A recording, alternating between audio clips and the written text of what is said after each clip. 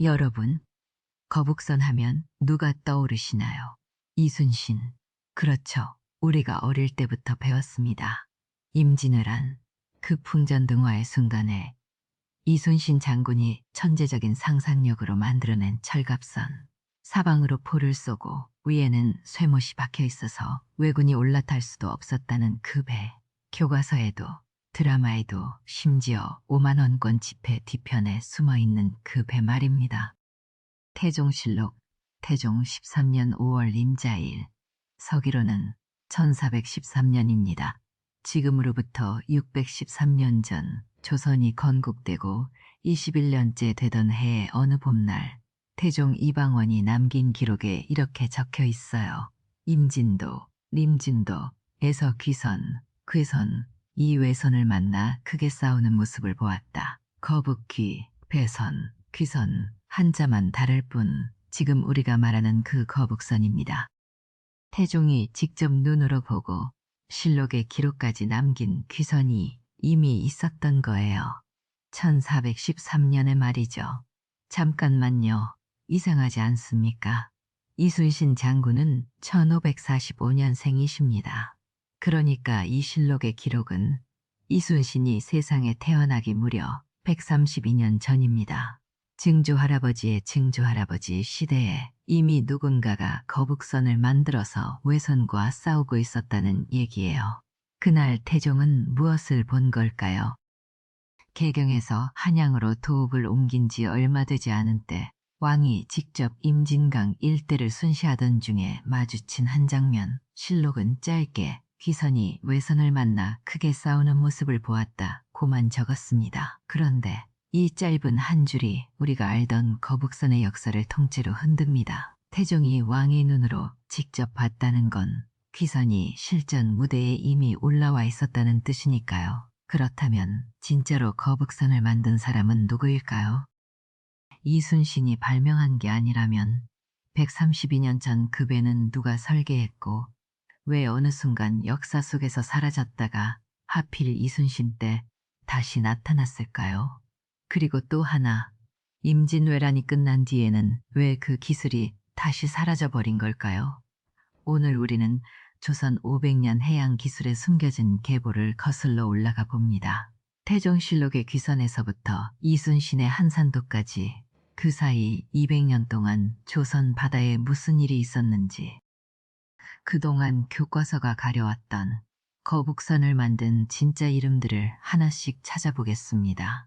1413년의 그 한 줄이 우리가 당연하다고 믿어온 이순신의 거북선이라는 상식을 통째로 뒤집는 단서입니다. 이 단서가 가리키는 곳에는 교과서에 한 번도 등장하지 않은 네 사람의 이름이 숨어 있습니다. 자, 그 1413년의 수수께끼를 한번 풀어봅시다. 태종이 임진도에서 귀선을 봤다는 그 기록, 도대체 왜 하필 그 시점에 왕이 직접 눈으로 확인해야 할 만큼 귀선이 중요한 배였을까요? 그걸 이해하려면 조선이라는 나라가 막 열린 그 무렵의 바다를 떠올려 봐야 합니다. 사실 고려 말부터 조선 초까지 한반도 남해와 서해는 말 그대로 공포의 바다였거든요.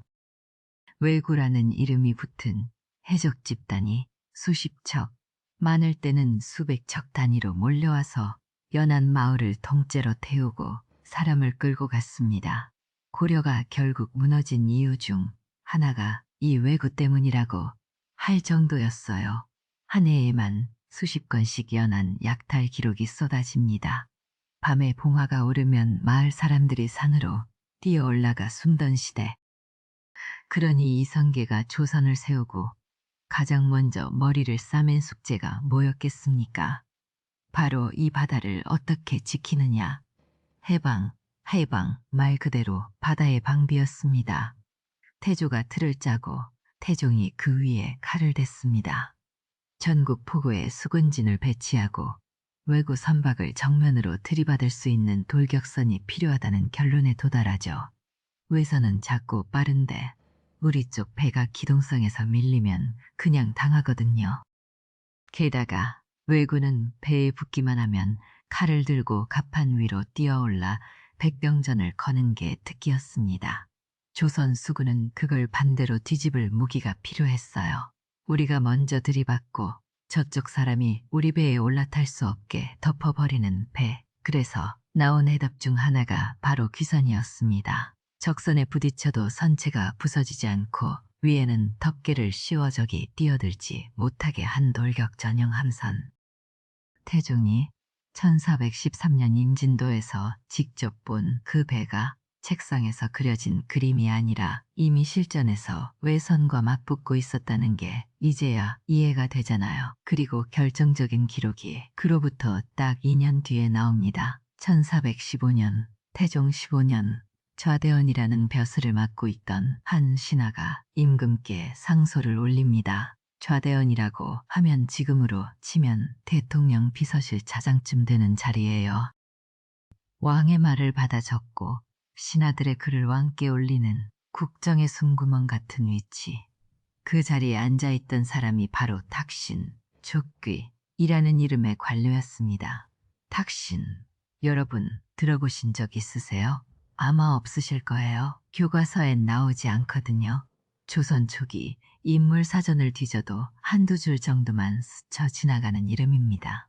그런데 이 사람이 쓴 문장 하나가 조선 거북선 역사의 첫 설계 문서나 다름없습니다. 탁신의 상소는 이렇게 적혀 있습니다. 귀선의 제도는 적과 만나 부딪혀도 상하지 않아야 하니 가히 승전의 계책입니다. 더욱 견실히 제조하여 전승의 도구로 삼으소서. 짧죠. 근데 이 짧은 한 줄에 엄청난 정보가 들어있어요. 첫째, 귀선의 제도라는 표현, 제도, 세도라는 단어를 썼다는 건 귀선이 이미 즉흥 제작물이 아니라 정해진 규격과 체계를 가진 국가 무기라는 뜻이거든요. 둘째, 부딪혀도 상하지 않아야 한다는 구절. 이게 바로 돌격선으로서의 귀선의 핵심 기능이 그때 이미 정의돼 있었다는 증거입니다. 셋째, 더욱 견실히 제조하소서라는 요청. 그냥 하나 만들어주세요가 아니라 기존 체계를 보강하자는 얘기예요. 이미 굴러가던 시스템을 업그레이드 하자는 거죠. 탁신은 전쟁터를 누비던 장수가 아니었습니다. 그런 실무 관료가 해군 무기 체계를 건드리는 상소를 직접 올렸다는 것 자체가 당시 조선 조정 안에서 귀선이 얼마나 중요한 의제였는지를 보여줍니다. 왕 혼자만 관심을 둔 게 아니었어요. 비서실에서도 병조에서도 다들 귀선을 어떻게 키워야 할지 머리를 맞대고 있었다는 얘기거든요. 상소 자체가 당시 조정의 회의록이나 마찬가지였던 거예요. 누군가 문제를 제기하면 왕이 받아 고민하고 해당 부서가 움직입니다. 탁신의 이 한 통이 병조와 조선소까지 이어지는 행정의 첫 단추였던 셈이죠. 그런데 말이죠. 진짜 이상한 일은 그 다음에 벌어집니다. 이렇게 국가 시스템 안에 단단히 박혀있던 귀선이 탁신의 상소 이후 어느 순간 실록에서 서서히 자취를 감추기 시작해요. 그것도 무려 140년 동안이나요. 왜일까요? 그 잘 굴러가던 돌격선이 어떻게 한 세기 반을 통째로 건너뛰어 버린 걸까요? 단순히 기록이 사라진 걸까요? 아니면 배 자체가 사라진 걸까요? 자, 여기서부터가 진짜 이상해집니다. 탁신의 상소가 1415년, 그 후로 세종이 즉위하고 문종이 잠깐 왕위에 오릅니다. 거기까지는 귀선과 수군 관련 기록이 띄엄띄엄 등장해요. 그런데 문종이 1452년에 제위 2년 3개월 만에 훌쩍 세상을 뜨고 나서부터 실록 속에서 귀선이라는 두 글자가 거짓말처럼 사라집니다. 얼마나 사라지느냐? 세조, 예종, 성종, 연산군, 중종, 인종, 명종. 왕이 7번 바뀌도록 귀선은 거의 언급되지 않아요. 그러다 이순신이 전라좌수사로 부임하기 직전인 1590년대에 가서야 마치 오래된 창고에서 먼지 털린 도구처럼 다시 등장합니다. 횟수로 치면 140년, 조선이라는 나라가 500년을 갔으니까 나라 수명의 거의 3분의 1이 통째로 공백인 셈이에요. 이상하지 않습니까? 한 번쯤은 그럴 수 있어요. 한 세대가 지나면서 무기가 구식이 돼서 사라지는 거. 근데 140년은 얘기가 다릅니다.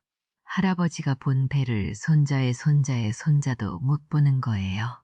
귀선을 직접 만들던 장인도 그 장인에게서 기술을 배운 제자도 다 죽고 없어지는 시간이죠. 그렇다면 왜 그랬을까요? 왜 조선은 잘 쓰던 돌격선을 자기 발로 밀어냈을까요?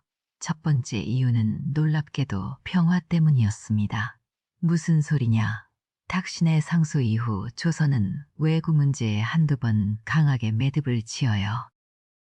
1419년 세종원년 이종무 장군이 대마도 정벌에 나섭니다. 함선 227척에 병력 1만 7천 명, 대마도 주민을 초토화시키고 그 이후 외구 수장들이 조선에 머리를 숙이기 시작해요. 산포를 열어 합법적으로 교역하는 길을 터주니까 바다로 쳐들어올 이유가 줄어드는 겁니다. 전쟁터가 사라지면 전쟁 무기의 필요성도 사라지죠. 귀선처럼 덩치 크고 유지비 비싼 돌격선을 굳이 수십 척씩 유지할 이유가 없어졌어요. 왕이 바뀌고 대신들이 바뀌는 동안 요즘 바다가 조용한데 배 늘릴 필요가 있습니까? 하는 목소리가 조정을 채우기 시작합니다. 평화가 오래가면 사람들은 그 평화를 지키는 도구를 먼저 잊습니다. 역사에서 반복되는 풍경이잖아요. 두 번째는 유교입니다. 세종을 거쳐 성종에 이르면 조선은 본격적으로 문치의 나라가 됩니다. 무예보다 글, 화포보다 예법, 사대부들은 나라는 덕으로 다스려야지 무력으로 다스리는 게 아니다 라고 입버릇처럼 말했어요. 이 분위기에서 수군은 어떻게 됐을까요? 바닷가 거친 군인들은 천원일로 취급되고 조정의 관심에서 밀려납니다. 심지어 수군 복무를 죄인의 유배지쯤으로 여기던 분위기까지 있었어요. 양반 자제가 수군으로 뽑히면 집안이 뒤집어질 정도였다고 하니 말 다했죠. 귀선 같은 특수선을 연구하던 자리가 슬슬 사라지는 거예요. 세 번째가 결정타입니다. 돈이에요. 수군은 돈 먹는 하마거든요. 배는 만드는 것도 비싸지만 유지하는 건 더 비쌉니다. 나무가 썩으니까 몇 년마다 갈아야 되고 포구에 세워두기만 해도 관리 인력이 붙어야 하고 훈련 한 번 돌리려면 곡식이 산더미같이 들어가요. 지방 수용에 배정되던 예산이 조금씩 깎이기 시작합니다. 여기서 웃긴 게 나와요. 실록을 뒤져보면 이런 기록들이 심심찮게 나옵니다. 장부에는 귀선 몇 척이라고 적혀 있는데 점검을 나가보면 실제로는 한 척도 없거나 있어도 이미 썩어서 바닥에 구멍이 나 있더라는 거예요. 서류상으로만 존재하는 유령 선박, 지금으로 치면 예산은 다 내려갔는데 현장에는 장비가 없는 어디서 많이 본 그런 풍경 있잖아요. 누군가 중간에 훔쳤을 수도 있고 수리를 미루다가 방치된 걸 수도 있고 어느 수영에서는 귀선이라 적혀있던 배가 실제로 가보니 그냥 다른 작은 배에 이름만 붙여놓은 거였다는 보고도 올라옵니다. 조사를 나간 관리가 이게 어떻게 귀선이냐고 한숨을 쉰 기록까지 남아있어요. 어쨌든 귀선은 종이 위에서만 살아남은 겁니다. 그리고 또 하나, 당시 조정에서는 이런 논쟁도 있었어요. 수군을 두느니 차라리 육군을 강화하자. 왜구가 상륙한 뒤에 해안에서 박살내면 되지 뭐하러 비싼 배를 타고 바다까지 나가느냐. 이게 진지하게 논의된 기록이 있습니다. 바다에서 싸우는 발상 자체가 조정 안에서 흔들린 거예요. 한쪽에서는 배를 줄이면 당장 왜구가 쳐들어왔을 때 어떻게 막느냐며 맞섰지만 현실은 이미 평화였고 예산은 늘 부족했습니다. 결국 수군 자체가 없어질 뻔한 순간도 있었습니다. 수군 총사령부 격이던 삼도수군 통제영은 이순신 때야 비로소 제대로 자리를 잡을 정도였으니까요. 자, 그러니까 140년 공백의 정체가 조금 보이시죠? 이건 기술이 없어진 게 아니에요. 시스템이 잠긴 겁니다. 문서, 캐비닛맨 아래 서랍에 들어간 설계도처럼 언젠가 다시 꺼낼 수는 있지만 당장 꺼낼 사람이 없는 상태. 근데 여기서 이 에피소드의 진짜 반전이 시작됩니다. 귀선이라는 이름은 실록에서 사라졌지만 조선의 바다에서는 전혀 다른 무언가가 조용히 자라고 있었거든요. 누구도 이게 거북선의 다음 진화다 라고 말하지 않았지만 돌이켜보면 그 140년은 공백이 아니라 은밀한 축적의 시간이었습니다. 그럼 도대체 무엇이 자라고 있었을까요? 그리고 왜 하필 그 축적된 무언가가 이순신이라는 이름 옆에서 다시 수면 위로 올라온 걸까요? 사실 그 답은 전혀 엉뚱한 곳에 숨어 있었습니다. 배가 아니라 불이었거든요. 자, 다시 시간을 거슬러 올라갑니다. 이번에는 1377년 고려 말이에요. 귀선이 실록에서 사라지던 140년 동안 조선의 바다에는 사실 전혀 다른 흐름이 자라고 있었습니다. 그 시작은 한 사람의 집요함에서 출발해요. 최무선,崔머선, 이 이름 한 번쯤 들어보셨죠? 근데 이분이 정확히 뭘 했는지는 의외로 잘 모르시는 분이 많습니다. 최무선은 왜구가 남해안을 초토화시키던 시절, 젊은 시절에 그는 이런 생각을 합니다. 왜 우리는 왜구한테 계속 당하기만 하지? 저들은 칼 들고 덤비는 게 다인데 멀리서 배를 부술 수만 있다면 상황이 뒤집히잖아. 그 답이 바로 화약이었어요. 문제는 당시 화약 제조법은 중국이 국가 기밀로 틀어지고 있었다는 겁니다. 원나라는 화약을 전략 물자로 분류해서 절대 외부에 흘리지 않았어요. 최무선은 원나라에서 온 상인들을 끈질기게 쫓아다니며 제조법을 묻고 또 묻고 술 대접까지 해가며 비법을 캐냅니다. 기록에 따르면 이원, 리원이라는 중국인 상인에게서 화약 원료 배합 비율을 얻어내요. 뭐 거의 산업 스파이급 열정이었던 거예요. 그렇게 해서 1377년 드디어 고려 조정을 설득해 화통도감이라는 국가 화약 제조기관을 세웁니다. 이때부터 한반도는 화약을 수입하는 땅이 아니라 생산하는 땅이 됐다는 뜻이에요. 그리고 화약이 있으면 따라오는 게 있죠. 화포, 최무선은 이어서 각종 총통, 주통,들을 만들어냅니다. 1380년 진포대첩에서는 이 화포로 외선 500척을 불바다로 만들어버렸어요. 500척이요. 그때까지 동아시아 해전에 한 번도 없던 광경이었습니다. 당시 외국 포로들이 넋나간 얼굴로 하늘에서 불덩이가 쏟아졌다. 고 증언했다는 기록이 남아있을 정도예요. 한반도 해전의 판이 이 순간부터 완전히 바뀌기 시작합니다. 그리고 조선이 건국됩니다. 최무선의 기술은 그대로 조선으로 넘어와요. 아들 최해산이 아버지의 기술을 이어받아 화통도감에서 일하고 그 노하우가 세종대에 가서 완전히 꽃을 피웁니다. 천자총통, 지자총통, 현자총통, 황자총통 네 종류예요. 이게 그냥 대포 크기별로 4개 만들었다는 얘기가 아닙니다. 천자문첫 4글자를 따서 이름을 붙인 말하자면 구경별 표준화 체계거든요. 천자는 제일 크고 지자, 현자, 황자 순으로 작아져요. 제일 큰 천자총통은 길이가 1~3m의 보신 두께만 한 뼘, 대장군전이라는 거대한 쇠화살을 1km 넘게 날려보낼 수 있었다고 합니다. 현자총통 정도면 한 사람이 들 만한 크기로 빠르게 이동하며 연사할 수 있는 중형 포였고요. 탄원 무게, 사거리, 화약 장전량까지 다 규격화돼 있었습니다. 이게 15세기 중반에 완성됐어요. 당시 세계 어느 나라 해군도 이만큼 체계적으로 한 포를 운영하지 못했습니다. 자, 여기까지 오면 한 가지 의문이 생기죠. 대포는 있었는데 그걸 어디에 실었지? 맞습니다. 이게 두 번째 줄기예요. 반옥선, 반화선.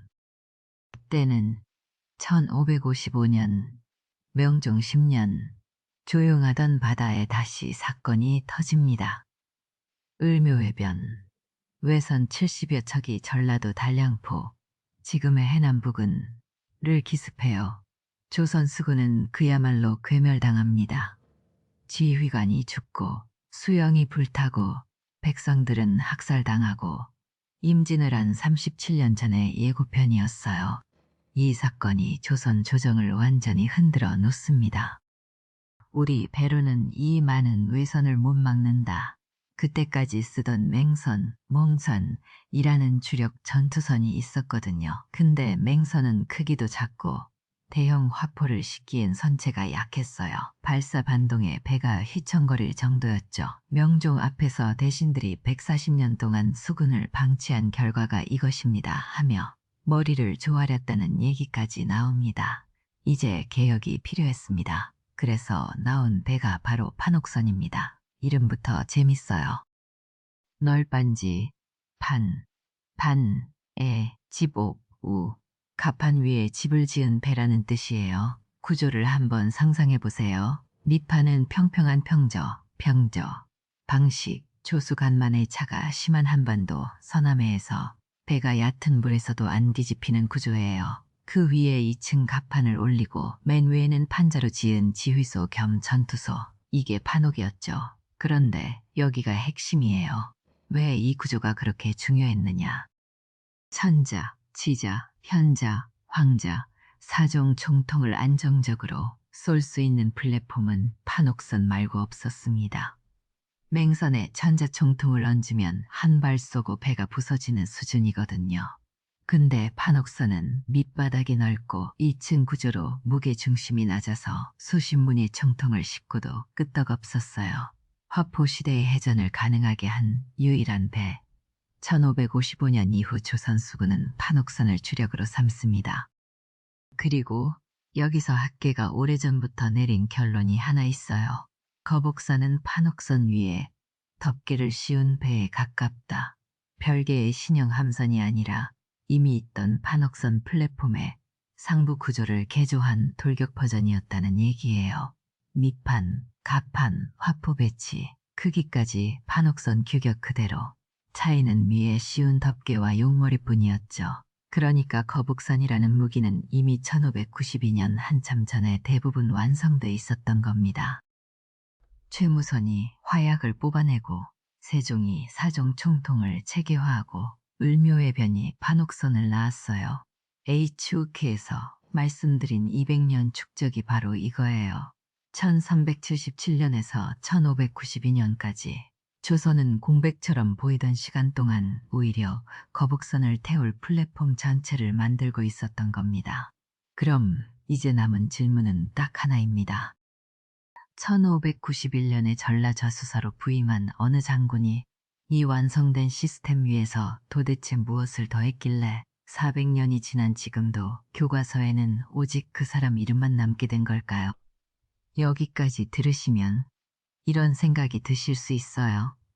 그럼 이순신은 뭐야? 우리가 그동안 속은 거야? 교과서에 나오는 그 수많은 업적이 다 과장이었다는 얘긴가요? 아니요.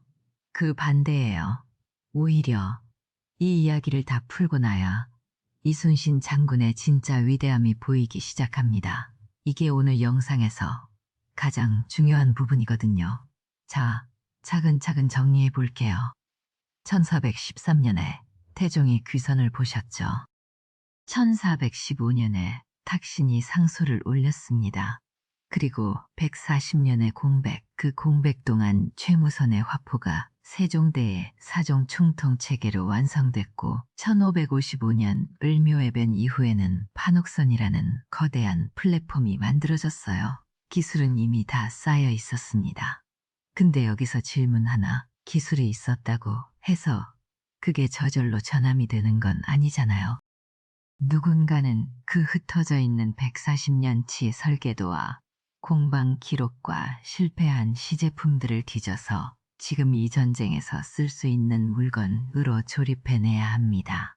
그것도 시간이 없는 상태에서요. 그 일을 해낸 사람이 바로 이순신입니다. 1591년 2월 이순신은 전라좌수사로 부임합니다. 46세 때예요. 그 전까지는 함경도에서 여진족과 싸우다가 백의종군까지 했던, 말하자면 육군 쪽 경력이 훨씬 긴 장수였어요. 바다는 전문이 아니었습니다. 근데 부임하자마자 이분이 뭘 하시냐면 수영 안에 있던 군관 한 사람을 찾아냅니다. 이름이 나대용. 당시 36세. 이 사람이 누구냐 하면 판옥선 구조를 꿰고 있고 총통 탑재에 대해서도 알고 있던 실무 기술자였어요. 교과서에는 거의 안 나오지만 호남저리록에 이름이 남아있는 인물입니다. 생각해 보세요. 전라좌 수사가 부임하면 보통 뭘 합니까? 수영관사에서 행정 보고받고 인근 수령들 만나고 중앙에 장계 올리고. 근데 이순신은 그게 아니었어요. 수영 창고 안쪽에 처박혀 있던 기술 서류부터 뒤지고 현장 기술자들과 얘기를 섞기 시작한 거죠. 여기 쓸만한 설계가 있나? 이걸 다시 세울 수 있는 사람이 있나? 이걸 묻고 다닌 거예요. 대부분의 지휘관이 못하는 일입니다. 이 감각 자체가 이순신의 재능이에요. 나대용은 이순신에게 설계안을 올려요.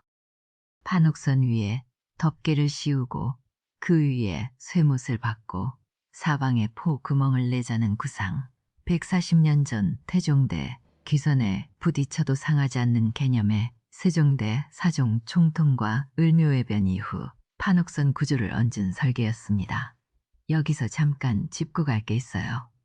이 설계는 하늘에서 뚝 떨어진 게 아니거든요. 앞에서 말씀드린 200년 축적. 그 계보 전체가 나대용 머릿속에 들어있었던 거예요. 탁신, 최무선, 세종대 총통 장인들, 을묘해변 이후 판옥선을 설계한 무명의 조선공들. 그 사람들의 지식이 36세 군관 한 명의 설계도 안에서 다시 살아난 겁니다. 자, 여기서 이순신이 뭘 하시냐면요. 좋다, 해보자 라고 결정하신 거예요. 말이 쉽지 이게 얼마나 어려운 결정인지 아세요? 140년 동안 실전에서 사라진 배를 되살리자는 건 당시 조정 입장에서 보면 예산 낭비일 수 있어요. 중앙에 승인받기도 까다롭고 실패하면 본인 목이 날아가는 일입니다. 근데 이순신은 중앙 보고도 제대로 안 올리고 일단 건조부터 시작해요. 왜? 외구 동향이 심상치 않다는 걸 현장에서 느끼고 있었거든요. 그리고 난중 얘기를 보면 정말 소름 돋는 기록이 나옵니다. 1592년 3월 27일 일기에 이렇게 적혀 있어요. 거북선에서 대포 쏘는 것을 시험하였다. 딱 한 줄입니다. 딱 한 줄인데 이게 인류 해전사에 남을 순간이에요. 140년 만에 귀선이 포를 쏘는 장면을 이순신이 본인 눈으로 확인하고 일기에 적은 거니까요. 그리고 4월 12일 거북선 실전 배치 완료. 그 다음 날이 언젠지 아세요? 4월 13일 임진왜란 발발. 왜군이 부산 앞바다에 쏟아져 들어온 바로 그날입니다.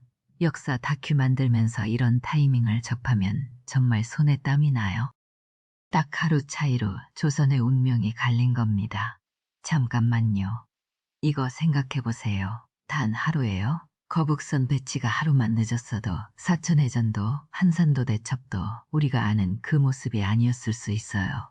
이 타이밍이 우연일까요? 저는 우연이 아니라고 봅니다. 이순신은 1년 동안 현장에서 정보를 모으고 140년치 기술을 뒤지고 나대용 같은 사람을 알아보고 조정 눈치 안 보고 밀어붙여서 전쟁 하루 전에 완성시킨 거예요. 이게 발명보다 훨씬 어려운 일입니다. 시스템 복원이거든요. 그러니까 HOK에서 던진 질문, 왜 하필 이순신 때 거북선이 다시 나타났을까? 이 질문에 답이 여기 있어요. 축적된 기술이 있었고 전쟁이라는 비상 상황이 있었고 그 둘을 연결할 줄 아는 사람이 그 자리에 있었기 때문입니다. 셋 중 하나만 빠졌어도 거북선은 못 나왔어요. 이게 이순신이 한 일의 본질입니다. 발명자가 아니라 복원자, 창조자가 아니라 알아본 사람. 근데 저는 이게 더 위대하다고 생각해요. 왜냐하면 140년 동안 아무도 못한 일이거든요. 탁신이 상소를 올렸을 때도 을묘해변이 터졌을 때도 아무도 귀선을 다시 꺼내지 못했습니다. 그 일을 딱 1년 만에 해낸 거예요. 그러니까 이순신의 위대함은 축소되는 게 아니라 오히려 더 선명해지는 겁니다. 나대영이라는 이름이 옆에 놓일 때 말이죠. 자, 그런데요. 이렇게 기적적으로 부활한 거북선이 임진왜란이 끝나고 나서 또 사라집니다. 이번에는 설계도조차 남기지 못한 채로요. 자, 이제 마지막 질문이 남았어요.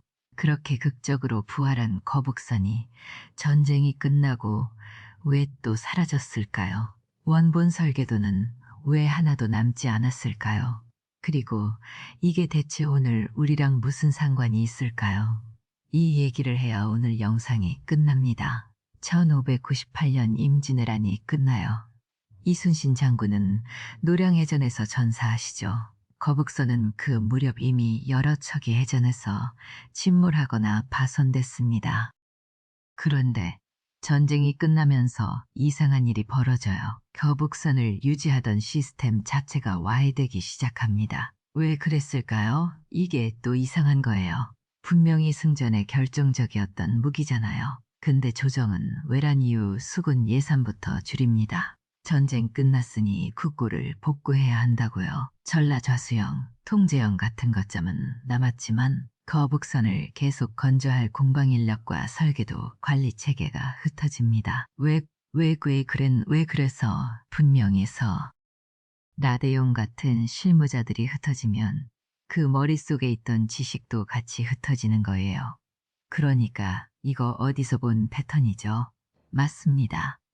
탁신 이후 140년 공백과 똑같아요.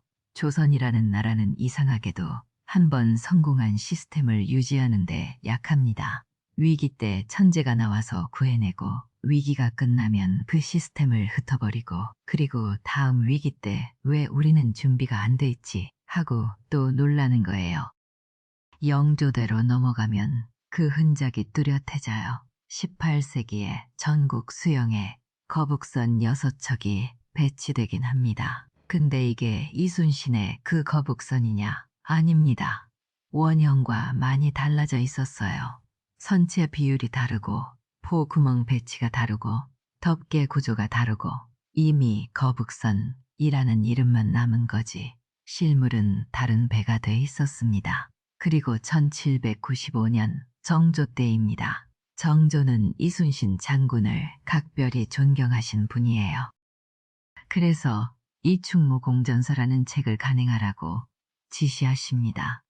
이순신 관련 기록을 다 모아서 편찬하자는 거죠. 여기에 그림 2장이 실려요. 통제영 귀선과 전라좌수영 귀선. 오늘날 우리가 교과서에서 보는 그 거북선 그림의 원본입니다. 근데요, 이 그림이 언제 그려진 건지 아세요? 1795년입니다. 200년 뒤에요. 이순신이 돌아가신 지 197년 뒤에 그린 그림이라는 얘기입니다. 정조대 화공이 이순신의 거북선을 본 적이 있을까요? 없죠. 본 사람은 다 죽고 없어요. 그럼 이 그림은 뭘 보고 그린 거냐? 당시 수영에 남아있던 달라진 거북선을 보고 옛 기록을 참고해서 추정해서 그린 겁니다. 이게 우리가 가진 가장 오래된 거북선 그림이에요. 200년짜리 시차를 두고 그린 추정도. 그리고 그보다 이른 시기의 그림이나 설계도는 오늘날까지 단 한 장도 발견되지 않았습니다. 그러니까 오늘날 우리가 광화문이나 통영에서 보는 복원 거북선, 그거 다 추정치예요. 이 충무공전서 그림의 학자들 연구를 더해서 짜맞춘 조합입니다. 원본이 없거든요. 없으니까요. 자, 여기서 오늘 진짜 하고 싶은 이야기가 나옵니다. 조선은 영웅은 기록했어요. 이순신 장군의 일대기, 전투 기록, 말 한마디까지 다 남겼습니다. 근데 시스템은 기록을 못했어요. 나대영이 정확히 어떤 설계를 했는지, 판옥선 공방이 어떤 공정을 거쳤는지, 총통장인들이 어떤 비율로 금속을 배합했는지, 이건 다 사람 머릿속에만 있었고 그 사람이 죽으면 같이 사라졌습니다. 이게 오늘 우리랑 왜 상관 있냐고요? 생각해 보세요. 우리는 지금도 이재용의 삼성, 정의선의 현대차, 누구의 무엇 이렇게 한 사람 이름으로 기술과 산업을 이야기합니다. 근데 그 뒤에는 수천 명의 엔지니어와 수십 년의 축적이 있어요. 그 사람들은 거의 호명되지 않죠. 반도체 공정을 설계한 실무자, 선박 용접을 완성한 장인, 그 이름들이 기록되고 있나요? 지금도 같은 패턴이 반복되고 있을지도 몰라요. 거북선이 사라진 건 이순신 장군 탓이 아닙니다. 그분은 당신이 할 일을 하셨어요. 사라진 건 그분이 서 있던 200년짜리 시스템을 기록하고 계승하지 못한 우리 쪽의 실패예요. 그래서 A주키에서 던진 그 질문, 1413년의 귀선은 왜 우리 기억에서 지워졌는가? 답이 여기 있습니다. 영웅 한 명만 기억하는 게 편하니까요. 시스템을 기록하려면 수십 명, 수백 명의 이름을 함께 기억해야 하거든요. 그래서 저는 오늘 우리가 꼭 기억해야 할 이름들이 있다고 생각합니다. 탁신, 1415년에 귀선을 국가 무기체계로 만들자고 상소를 올린 사람입니다. 최무선, 1377년에 화통도감을 세워서 조선 화포의 뿌리를 만든 사람이에요. 이분이 없었다면 천자총통도 없고 총통 없이는 거북선도 없습니다. 판옥선을 설계한 이름 모를 장인들, 1555년 을묘해변 직후 조선 해군의 플랫폼을 바꾼 사람들, 이름은 실록에 남지 않았어요. 그래도 그 설계가 없었으면 이순신의 거북선도 없습니다. 나대영, 1592년 이순신 옆에서 거북선을 실제로 설계하고 감독한 군관, 이 사람 이름을 들어보신 적 있으신가요? 거북선의 진짜 설계자인데 이순신 뒤에 가려졌습니다. 그리고 이순신, 이분의 위대함은 발명에 있었던 게 아니에요. 200년 동안 잊혀지고 있던 기술을 한 세대 만에 전부 복원해서 임진왜란이 터지기 하루 전에 실전 배치한 데 있었습니다. 축적된 기술을 알아본 안목, 그것을 1년 만에 되살린 실행력, 그게 이순신이었습니다. 1413년 태종이 임진도에서 보았던 그 귀선은 사실 탁신과 최무선의 이름이 새겨진 배였고 1592년 이순신이 사천 앞바다에 띄운 거북선은 나대용과 판옥선 장인들의 이름이 새겨진 배였습니다. 이 이름들을 함께 기억할 때 비로소 이순신의 거북선도 온전한 모습으로 우리 눈앞에 떠오릅니다. 오늘 영상이 여러분 기억에 남으셨다면 다음엔 이런 질문을 한번 던져보시면 좋겠습니다. 우리가 한 명의 영웅으로 포장한 한국사에 또 어떤 장면에 호명되지 못한 이름들이 숨어 있을까요? 다음 영상에서 그 이름들을 계속 찾아가 보겠습니다. 좋아요와 구독은 잊힌 이름들을 복권시키는 작은 힘이 됩니다. 다시 읽는 한국사, 오늘도 여기까지입니다.